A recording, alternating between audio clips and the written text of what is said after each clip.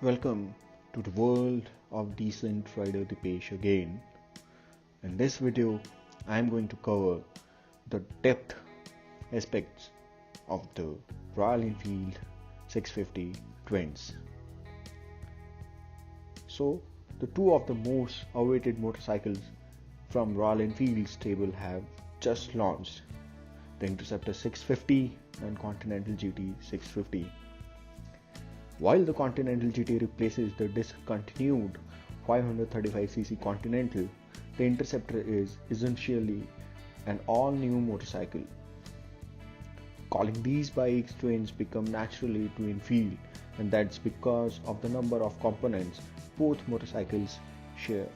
In fact, if you swapped out just the handlebar, fuel tank, seat and foot pegs, you could go from Interceptor to Continental and vice versa. Royal Enfield says that the configuration stays the same globally, and that means whatever we have seen at the California launching is going to make it to the Indian market as well. And it does happen.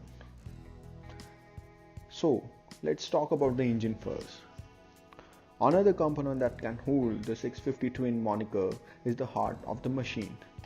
An air-cum-oil-cooled fuel-injected 648cc parallel twin making a 47 braking horsepower at 7,250 rpm and a 52 Nm of torque peaking at 5,250 rpm is mated to an all-new 6-speed manual transmission.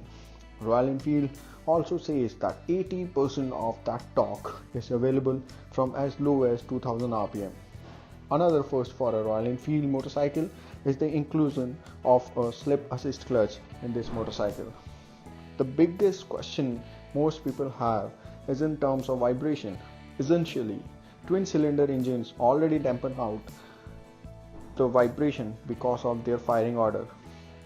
But Royal Enfield has taken a step further with the use of a counterbalance crankshaft and a 270-degree firing order. What about the chassis? Both bikes get a steel tubular double cradle frame developed in conjunction with Harris Performance team and is supported by 41mm front forks with 110mm of travel and twin coilover gas charged shock with 88mm of travel. The rear shock is preload adjustable up to 5 stages. Let's talk about the tire thing. The Royal Enfield uses 18-inch aluminum spoke trim coupled with Pirelli Phantom Sportcom tires that was developed specially for the bikes.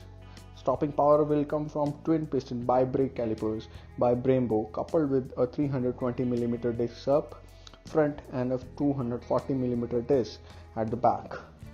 Dual channel Bosch ABS is set to come standard, and this makes sense considering the new rules regarding brakes that affect come April 2019. If we talk about the styling of this motorcycle, as we all know, the Continental GT replaces the old cafe racer, something that was trending a while ago, but this time the tank is little shorter and the clip-on handlebars are a little higher, making the riding position slightly more upright. The Interceptor, on the other hand, is an homage to the old Interceptor available between 1960 to 1970. It sports an old school handlebar and teardrop shaped tank that blends beautifully into an old school flat seat. To retain the classic feel of both bikes, Royal Enfield decided to exclude LED elements by using halogen bulbs inside the round glazed headlamp unit. So what are we taking price wise? In India, if we talk about the Mumbai, the standard Interceptor model you can get by paying just 3 lakh rupees and will get the bike that is on road Mumbai. And for the GT, the prices would be around 3.2 to 3.3 lakhs on road. So folks, that's all about the Continental GT and the Interceptor 650. I hope you liked the video, and if you like, do subscribe and do share. Thanks and have a good day ahead.